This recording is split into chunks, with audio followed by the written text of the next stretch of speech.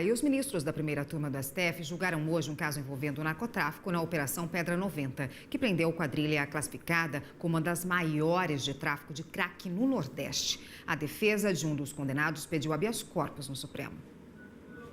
O pedido de habeas corpus foi apresentado pela defesa de Edevaldo Freitas de Oliveira, preso em 2014 na Operação Pedra 90 e condenado por crimes como tráfico de drogas e lavagem de dinheiro.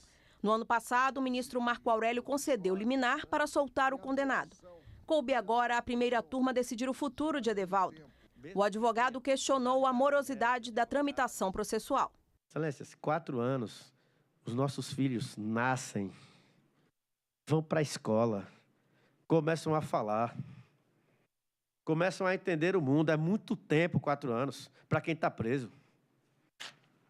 Meritoriamente ou não, nós estamos falando da justiça e da análise que lhes cabe como órgão, no caso aí o judiciário, das questões que a eles são trazidas e para o desfecho, inclusive, das controvérsias.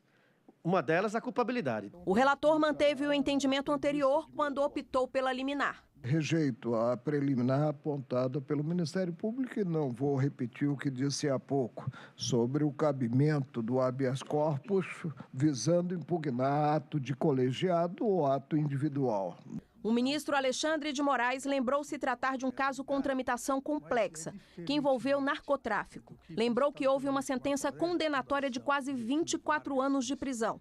E, por fim, votou de forma contrária ao relator e foi acompanhado pelos demais ministros. Houve todo o devido processo legal, houve uma sentença condenatória e essa sentença condenatória é o fundamento para a manutenção da prisão. A decisão da primeira turma vai ser enviada ao Tribunal de Origem, em Sergipe, que deve determinar que Edevaldo volte para a prisão.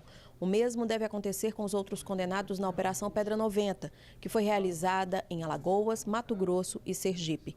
De acordo com as investigações, a organização criminosa comprava crack no Mato Grosso e distribuía a mercadoria pelo Nordeste do país. À época, a Polícia Federal encontrou com o grupo mais de 200 quilos da droga, além de armamento pesado e de uso restrito. E a consultora jurídica da TV Justiça, Karina Zuccoloto, acompanhou a turma e tem outros detalhes para a gente. Boa noite, Karina. Boa noite, Érica. Oi, Karina. Olá. A primeira turma já começou a julgar o recurso para definir quem vai ser o titular do cartório de registro de imóveis em Vila Velha, no Espírito Santo, não começou? Começou hoje, mas o julgamento foi suspenso em razão de um pedido de vista do ministro Luiz Fux.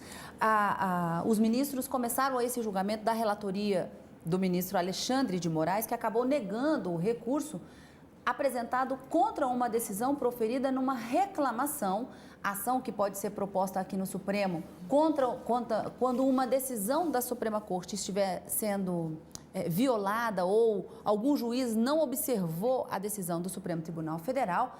E nessa reclamação se discute quem deve ser o titular do primeiro ofício de registro de imóveis do município de Vila Velha, no Espírito Santo. Como é que o caso chegou até aqui, o Supremo Tribunal Federal?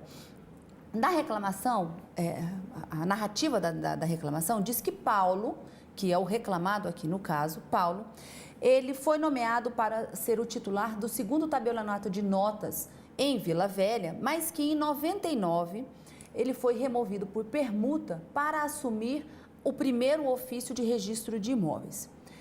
Contra essa decisão, chegou até o Conselho Nacional de Justiça, o CNJ, diversos procedimentos, não só em razão dessa titularidade, questionando essa titularidade, mas outras também. E o CNJ, em 2008, decidiu que não é possível, que é ilegal esse tipo de titularização. Ou seja, após a Constituição de 88, quando uma serventia extrajudicial, um cartório desses, ele é declarado vago, somente pode ser titularizado, a pessoa pode ser nomeada, o que a gente chama normalmente de dono do cartório, por meio de concurso público. Então, o CNJ disse que aquela nomeação por permuta de Paulo em 99 para o primeiro ofício era ilegal. O Tribunal de Justiça, contra essa decisão, Paulo, então, para se manter na serventia, entra com mandado de segurança aqui no Supremo, questionando a decisão do CNJ, que foi confirmada. Aí, Considerada essa decisão do Supremo, em 2010, o Tribunal de Justiça acaba sustando o ato de nomeação, cumprindo a decisão do mandado de segurança de Paulo, mas essa decisão do TJ foi suspensa por uma outra determinação do Conselho Superior da Magistratura, mantendo Paulo, então, nesse primeiro ofício de registro de imóveis. Para garantir a legalidade da sua nomeação, ele entra com uma ação declaratória no Tribunal de Justiça e acaba ganhando parcialmente. A candidata que, quando lá atrás, na decisão do CNJ, já havia declarado vago, fez concurso, passou em primeiro lugar, ficou indignada, entrou com a reclamação aqui no Supremo Tribunal Federal para dizer, olha, não, quem é a titular da vaga sou eu por meio de concurso público e houve uma violação daquela decisão do mandado de segurança que confirmou a vacância e a ilegalidade na nomeação. E é justamente nessa reclamação que já foi deferida pelo Supremo que veio o recurso de agravo e que está sendo julgado na primeira turma agora. Julgamento iniciado, o ministro Alexandre de Moraes confirmou a sua decisão, negou provimento a esse agravo, mas o ministro Luiz Fux pediu vista, dentro em breve esse recurso deve voltar a julgamento. Karina, e amanhã tem sessão plenária, né? Amanhã, a partir das 2 horas, no direto do plenário, a gente consegue acompanhar. Pela manhã haverá uma extraordinária também e no período da tarde também julgamentos no plenário. Então, até amanhã. Até Obrigada amanhã. por hoje.